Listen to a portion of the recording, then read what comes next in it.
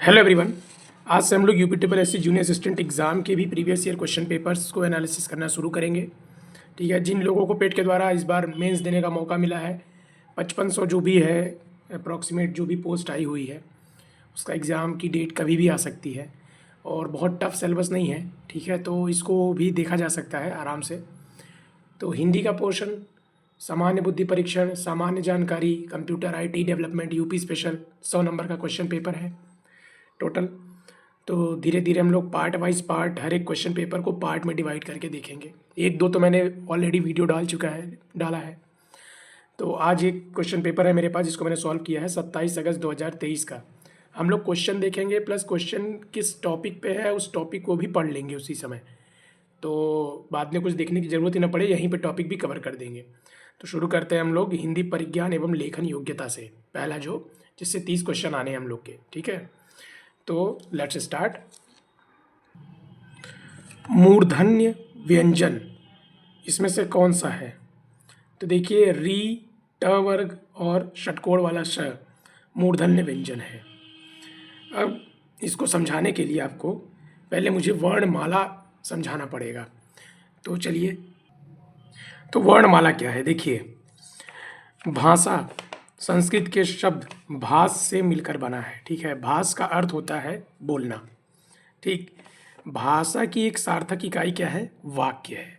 ठीक है, अब भाषा कैसे बनती है? देखिए, पहले ध्वनि या वर्ण जिसको हम लोग लेटर कहते हैं, उससे बड़ा क्या होता है? अक्षर।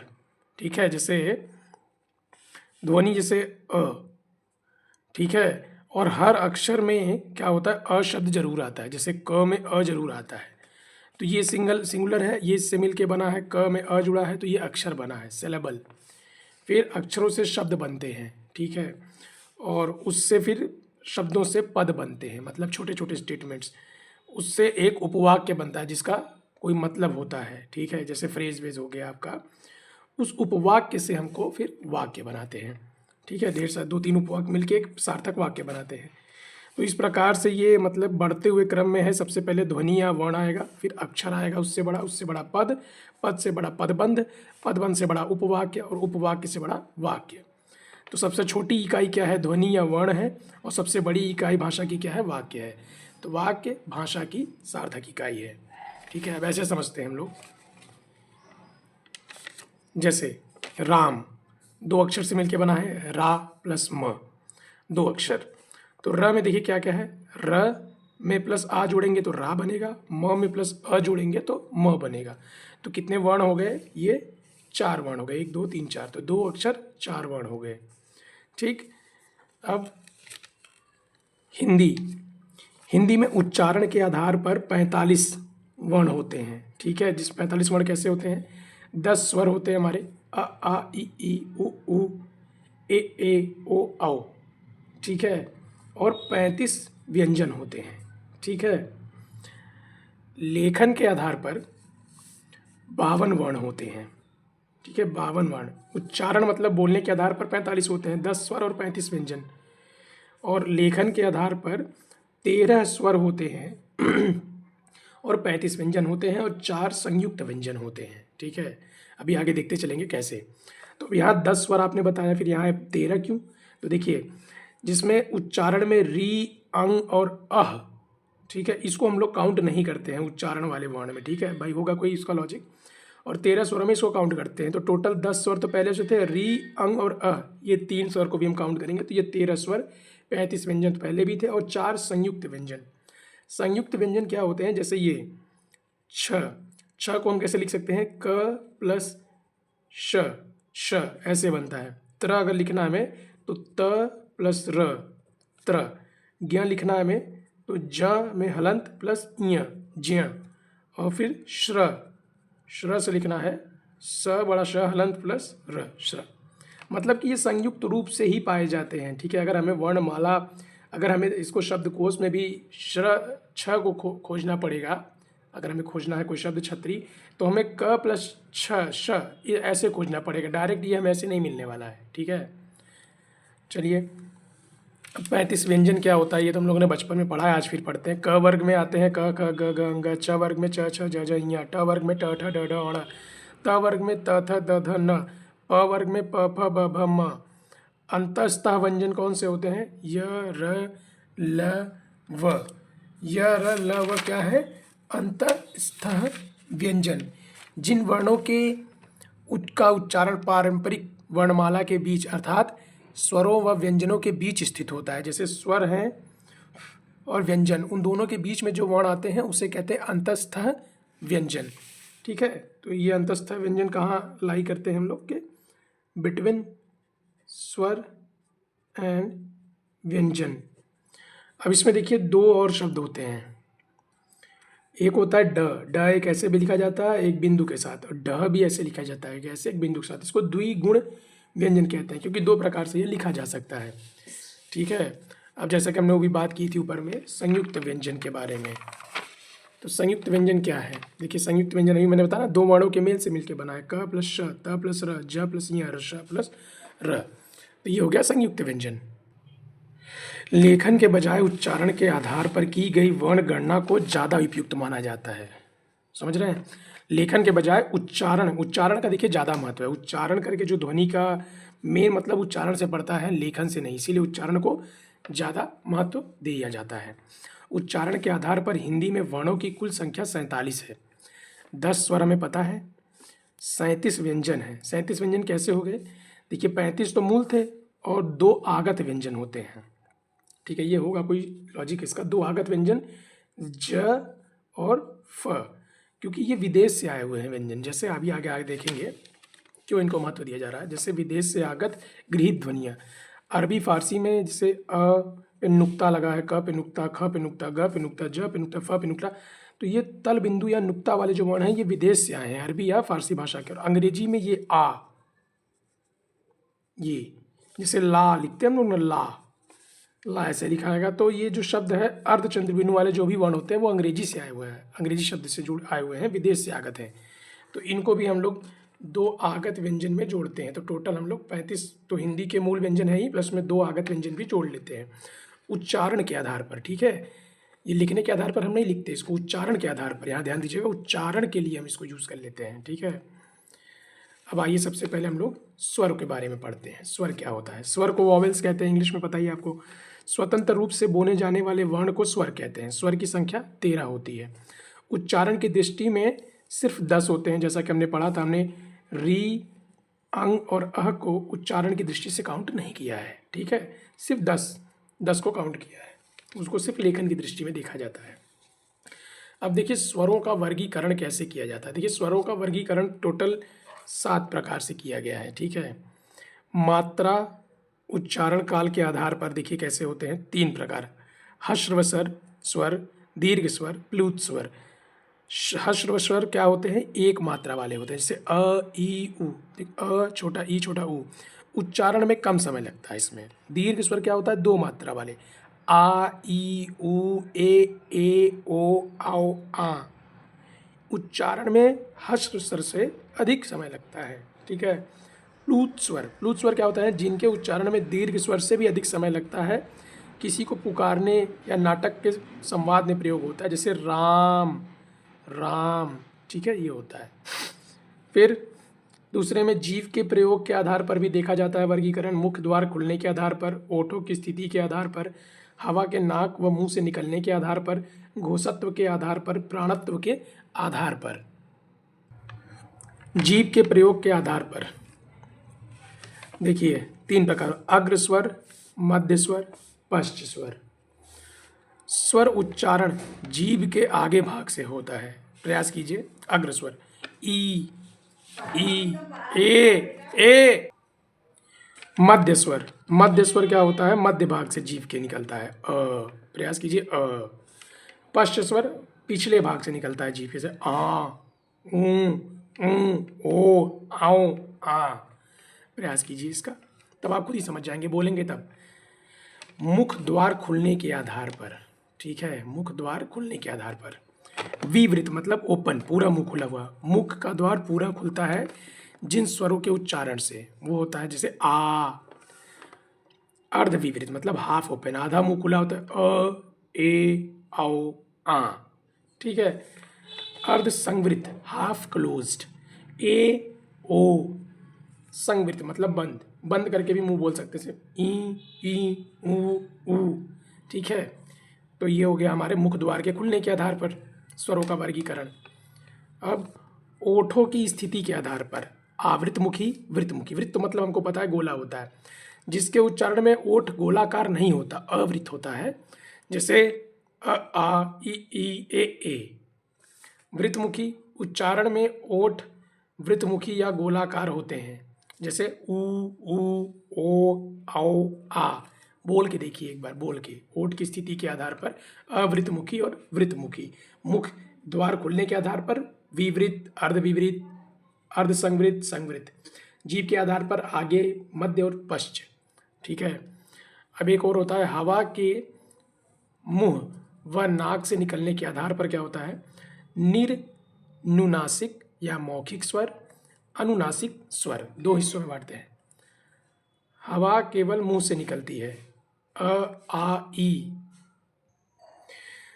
तो निर्नुनासिक मौखिक स्वर होता है जिसमें हवा केवल मुंह से निकलती है, मौखिक मतलब मुंह, केवल निर अनुनासिक। ठीक है, तो निर है मतलब नहीं, नाक से नहीं निकलती, निर मतलब नहीं, हवा केवल मुख से निकलती, जैसे अ आ ई। फिर अनुनासिक स्वर होता है, हवा मुंह के साथ साथ नाक से भी निकलती है, जैसे चंद्रबिंदु वाला अंग, आ ई आदि। अनुस्वार बिंदु वाले, ठीक है, अनुस्वार बिंदु वाले अनुनासिक स्वर होते हैं। ठीक है, हवा मुंह के साथ साथ नाक से भी निकलती है। तो याद रखिएगा, चंद्र बिंदु जिस पे भी लगा हुआ है उस पे हवा मुंह के साथ साथ नाक से भी निकलेगी, और इस बिंदु को क्या कहते हैं, अनुस्वार बिंदु, अनुस्वार बिंदु। अब घोषत्व के आधार पर देखिए, घोष का मतलब होता है कि स्वर तंत्रियों में श्वास का कंपन जब होता है, घन से आवाज़ जब आती है, कभी आप ओम करिए तो देखिए कंपन होती है स्वर तंत्रियों में हमारे।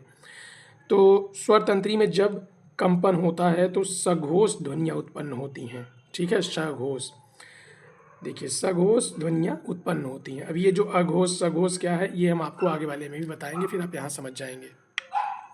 नौ, प्राणत्व के आधार पर। प्राण का मतलब होता है हवा। सभी स्वर अल्प प्राण होते हैं, यानी कि उच्चारण के समय मुख से कम हवा निकलती है, अ आ ई उ। देखिए लो पेस में चलता है ना ये। ठीक है, तो ये क्या होते हैं, अल्प प्राण। सभी स्वर याद रखिएगा अल्प प्राण होते हैं। डायरेक्ट टिक मारने के लिए आ जाएगा, स्वर क्या है, अल्प प्राण है, महाप्राण है। तो स्वर सारे के सारे अल्प प्राण होते हैं, मतलब कि उच्चारण के समय मुंह से हवा कम निकलती है। और हर वर्ग का दूसरा या चौथा व्यंजन महाप्राण होता है, मतलब कि उच्चारण के समय मुख से अधिक हवा निकलती है। जिन व्यंजनों के उच्चारण में हकार की ध्वनि विशेष रूप से सुनाई देती है, ठीक है, महाप्राण वाले होते हैं वो भी। अभी आगे आप समझ जाएंगे, एक टेबल है उससे। तो अब हम लोग बात करते हैं व्यंजन की। कॉन्सोनेंट्स, स्वर की सहायता से बोले जाने वाले वर्ण। प्रत्येक व्यंजन में अ स्वर मिला होता है। ठीक है, ये तो आप सबको पता है, क में अ, ख में अ, ग में अ, च में अ, ट में अ। स्वर की सहायता से बोलने वाले वर्ण व्यंजन है। प्रत्येक स्वर में अ होता है। व्यंजन में अ के बिना व्यंजन का उच्चारण संभव नहीं है, सही बात है। परंपरागत रूप से व्यंजनों की संख्या 33 मानी जाती है, पर इसमें दो द्विगुण व्यंजन ढ और ढ को जोड़ने से संख्या 35 हो जाती है। कितनी हो जाती है, 35 हो जाती है। अब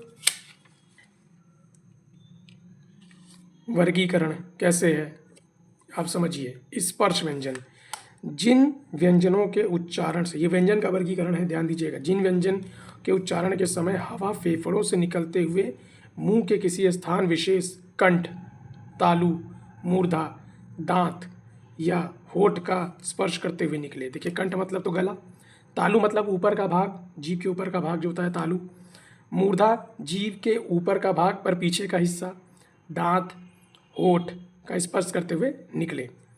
उच्चारण स्थान के आधार पर स्पर्श व्यंजन के वर्ग हैं।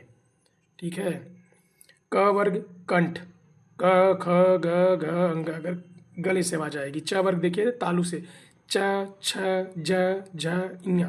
ट वर्ग में देखिए मूर्धन्य मतलब देखिए ट ठ ड ढ अ, मतलब ऊपर का जो हिस्सा है तालु का, वहाँ से आवाज आएगी टच करके। त वर्ग में दांत, त थ द ध न। और प वर्ग में ओष्ठ, ओठ से, ओठ की सहायता, प फ ब भ म। तो स्पष्ट है कि स्पर्श में पीछे से आगे की ओर जाने का क्रम होता है, ठीक है। तो कंठ पहले, फिर तालु, फिर मूर्धन्य, फिर दांत, फिर ओठ लास्ट में आता है, ठीक है। तो कंठ तालु, ये क्रम याद रखिएगा, पहले क वर्ग कंठ गले से शुरू करिए, फिर तालु पे आइए, फिर मूर्धन्य पे आइए, फिर दांत पे आइए, फिर ओठ पे आइए, ठीक है। अब जिस टेबल की हम बात कर रहे थे वो टेबल कुछ ये है। चलिए इसको एडजस्ट कर लेते हैं, फिर अब देखते हैं। देखिए वर्ग ऐसे कर लीजिए, कंठ, तालव्य, मूर्धन्य, दंत और ओष्ठ। उच्चारण स्थान क्या होगा? तो कंठ, तालु, मुंह के भीतर ऊपरी छत का पिछला भाग, मुंह के भीतर ऊपरी छत का पिछला भाग क्या है? तालु। और ऊपरी छत का अगला भाग क्या है? मूर्धा। जैसे ट वर्ग है ना, मूर्धन्य से बोलते हैं, तो ट ठ देखिए आगे से आवाज आएगी, आगे टच करेगा। दंत का दांत और ओष्ठ का ओठे ओठे। तो अघोष, ठीक है, अभी हमने अघोष वाला पढ़ा था जब। देखिए सघोष में क्या था कि कंपन होता था हमारे स्वर तंत्रियों में, और अघोष होता है जिसमें कंपन नहीं होता है। और अल्प प्राण वो होते हैं जिनके उच्चारण के समय मुंह से कम हवा निकलती है। तो जैसे ये जितने भी हैं, जैसे पहला देखते हैं क ख ग घ अंग, फिर ऐसे हम लोग टेबल बनाते हैं, पहले अघोष अघोष, फिर 3 बार सघोष, फिर अल्प प्राण महाप्राण, अल्प प्राण महापाण और अल्प प्राण। अब इसमें भर देते हैं इसको।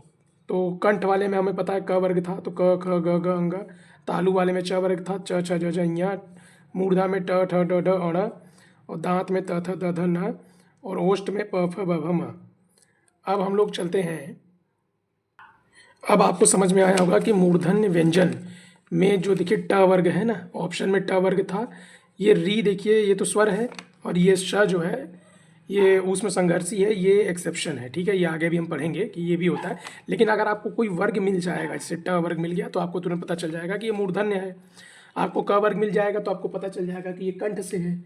च वर्ग मिल जाएगा तो आपको पता चल जाएगा कि ये तालु से है, ठीक है। तो ऐसे हमको पता चल जाएगा इस टेबल से ही। कौन से टेबल से? इस टेबल से हमें पता चल जाएगा, ठीक है, कि कौन से वर्ण का उच्चारण स्थान क्या है, वो सघोष अघोष क्या है। टेबल बनाना बहुत आसान है। अघोष अघोष 2 बार लिखिए, फिर 3 बार सघोष, फिर अल्टरनेट अल्प प्राण महाप्राण, अल्प प्राण महाप्राण। जैसे भी हम लोग पूछ ले कि ठ क्या है, तो ठ देखिए मूर्धन्य है, ऊपरी छत का अगले भाग से हम लोग इसको बोलने का प्रयोग करते हैं। ये क्या है? अघोष है और अल्प महाप्राण है। अघोष मतलब कि स्वर तंत्रियों में कंपन नहीं होती, और महाप्राण मतलब होता है कि मुख से अधिक हवा निकलती है, ठ, ठीक है। तो ये समझ गए आप, आगे बढ़ते हैं। नाउ अंतःस्थ व्यंजन क्या होते हैं? जिन वर्णों का उच्चारण पारंपरिक वर्णमाला के बीच अर्थात स्वर व व्यंजन के बीच स्थित हो, उसे क्या कहते हैं? अंतःस्थ व्यंजन। अंतःस्थ मतलब बीच में रहने वाला, स्वर और व्यंजन के बीच वाले जो व्यंजन होते हैं अंतःस्थ। अब इनका देखिए एक्सेप्शनल वर्ग क्या है। वर्ग में देखिए य र ल व, ठीक है, उच्चारण स्थान। अब जैसे देखिए क का तो पूरा कंठ था, लेकिन ये चारों का देखिए अलग अलग है। तो यह कहाँ से बोल रहे हैं? तालु, तालव्य से, तालु से बोल रहे हैं। र कहाँ से बोल रहे हैं? वर्त से। वर्त को हम लोग दंतमूल या मसूड़ा भी कहते हैं, ठीक है। र देखिए दांत, र ल भी देखिए दांत का प्रयोग, मसूड़े का प्रयोग हो रहा है। व का कहाँ से? दंत, दंतोष्ठ, दांत और ओठ को मिला के, दांत प्लस ऊपर के दांत और निचला होठ मिला के व का उच्चारण हो रहा है। ऊपर के दांत, निचला होठ, ये सब देखिए सघोष और अल्प प्राण है। स्वर तंत्रियों में कंपन है और हवा कम निकल रही है, ठीक है। तो इसे याद रखना होगा कि य र ल व क्या है? अंतस्थ व्यंजन है, य र ल व, ठीक है। देखिए य और व क्या है? अर्ध स्वर है। ध्वनि जो कभी स्वर तो कभी व्यंजन हो जाती है, य व अर्ध स्वर है। य और व, ये देखिए नोट कर लीजिएगा, य और व अर्ध स्वर है। ध्वनि जो कभी स्वर तो कभी व्यंजन हो जाए। र क्या है? लुंठित है, जिसके उच्चारण के समय जीभ तालु से लुढ़क कर स्पर्श करे, ठीक है। उच्चारण करते समय जीभ तालु से लुढ़क कर स्पर्श करे। ल क्या है? पार्श्विक, जिसके उच्चारण में हवा जीभ के पार्श्व या बगल से निकल जाए। ल जिसके उच्चारण में हवा जीभ के पार्श्व या बगल से निकल जाए, उसे कहते हैं ल, पार्श्विक। पार्श्विक, जीभ के बगल से हवा निकल जाए। ये देखिए नोट करने लायक चीज़ है, ठीक है। इसको नोट कीजिए, थोड़ा सा 2-3 बार देख लेंगे तो याद हो जाएगा। ये वाला खास कर, वो तो चलिए हम लोग टेबल से याद कर लिया, पर ये देखना पड़ेगा। देखिए यह क्या है? तालव्य से। कुछ चीज़ें बोल के प्रैक्टिस करेंगे तो भी समझ में आएगा। वर्ष का मतलब दंतमूल या मसूड़ा होता है, ठीक है। अब आता है ऊष्म संघर्षी। ऊष्म संघर्षी, जिन व्यंजनों के उच्चारण करते समय वायु मुख के किसी स्थान विशेष पर घर्षण या रगड़ खाकर निकले, और गर्मी पैदा करे, उसमें संघर्षी। जैसे मैंने बताया था स्टार्टिंग में षटकोण वाला श ह। तो देखिए श जो है तालव्य है, तालु से, फिर लेकिन षटकोण वाला स मूर्धा से, ठीक है, आगे वाला भाग जो है, मतलब तालु के आगे का भाग, मूर्धन से श। बड़ा शब्द के श दंतमूल मसूड़ा वर्त से, इसको याद करना पड़ेगा। देखिए ह, क्योंकि इसमें देखिए तीनों को उच्चारण करने में डिफरेंस आएगा हम सभी लोग के। तो ये देखिएगा तीनों प्रकार के जो श है वो है अघोष और महाप्राण है, कंपन नहीं है, हवा ज़्यादा निकल रही है। और ह क्या है, कंठ के भीतर स्थित होता है, स्वर तंत्री, स्वर यंत्र, ठीक है, ये सघोष महाप्राण है, ठीक है। ह कंठ से आवाज आ रही है, गले से ह। तो ये क्या है, कंठ के भीतर स्थित है, सघोष और महाप्राण है, सघोष। और हमको पता है कि जितने भी जो अभी हमने देखा था कि जो स्वर होते हैं हमारे, स्वर हमारे क्या होते हैं सारे, बताइए आप। सभी स्वर अल्प प्राण होते हैं, ठीक है। अब एक लास्ट आता है उत्क्षिप्त। उत्क्षिप्त, उत्क्षिप्त में क्या होता है, जो दो हमने देखा था व्यंजन में, ड और ड दो तरीके से लिखा जा रहा है। तो देखिए ये जो ढ है ये मूर्धन्य, सघोष और अल्प प्राण है। सघोष माने कंपन हो रहा है, अल्प प्राण माने हवा कम निकल रही। ढ जो है ये भी मूर्धन्य है और ये सघोष है, लेकिन ये महाप्राण है। ढ हवा ज़्यादा निकल रही, ढ हवा कम निकल रही, इसमें ज़्यादा निकल रही, बोल के भी देख लीजिए, ठीक है। जिनके उच्चारण समय जीभ पहले ऊपर उठकर मूर्धा को स्पर्श करे, फिर झटके से नीचे की ओर आए, वो होते हैं उच्छित। ढ और ढ याद रखिएगा।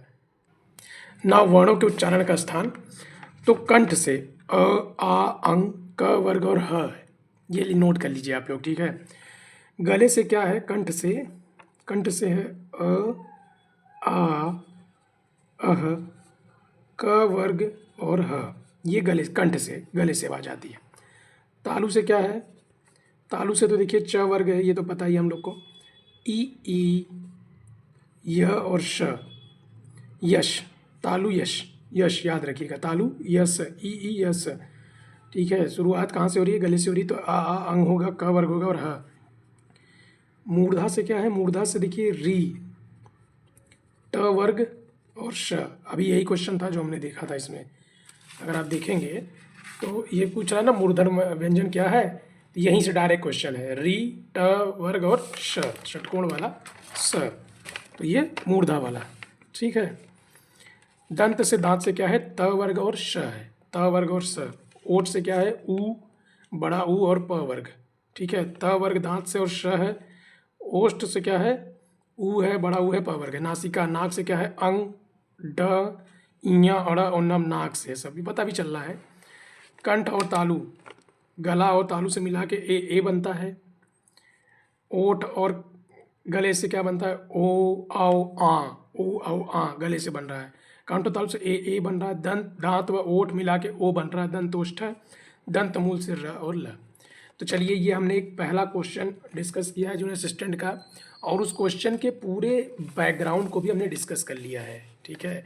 अब एक डायग्राम के माध्यम से देख लेते हैं। तो देखिए सबसे पहले कंठ, गले से आवाज़ निकलेगी, तो कंठ में क्या है, अ, आ, अंग, क वर्ग और ह है, ठीक है। फिर गला और तालु मिला के, ये दोनों मिला के कंठ ए है। फिर तालु से ई, च वर्ग, य और श। फिर मूर्धा से री, ट वर्ग और श। फिर दांत से त वर्ग और श। फिर ओठ और गला, ये मिला के क्या आ रहा है, आओ, ओ आ। ओठ से क्या आ रहा है, ऊ और प वर्ग। दांत और ओठ मिला के व बन रहा है, दंतोष्ठ व। और सिर्फ दंत मूल मतलब आगे मसूड़े से, वर्त से क्या है, र और ल। तो हमने हिंदी का इसी बहाने जो एक टॉपिक है वर्णमाला का, वो हमने कंप्लीट भी कर लिया और एक जूनियर असिस्टेंट का क्वेश्चन भी समझ लिया है। अब नेक्स्ट क्वेश्चन प्लस उसके बैकग्राउंड को ले आएंगे और ऐसे ही हम लोग हिंदी भी कंप्लीट कर लेंगे। तो मिलते हैं आपसे अगले वीडियो में। Thank you, keep watching, do like, share and subscribe, ठीक है। फिर कभी हम लोग को आरो की हिंदी कल प्रैक्टिस करनी है, और उसका भी वीडियो आया, उसको भी आप लोग देखिए, प्रैक्टिस करते रहिए। 21-22 वीडियो हो चुके हैं। 10-10 करना बहुत कठिन नहीं है, आराम से आप कर सकते हैं। डेली के डेली प्रैक्टिस 10-10 करके 22 दिनों में अगर हम लोग कर रहे हैं तो समझिएगा 10 ही करते हैं एक टॉपिक से, तो हमने 220 क्वेश्चन कर लिए हैं एक टॉपिक से, और 6 टॉपिक हैं तो समझिए 1320 क्वेश्चन ऑलमोस्ट हमने कर लिया है। तो stay consistent, see you tomorrow, bye.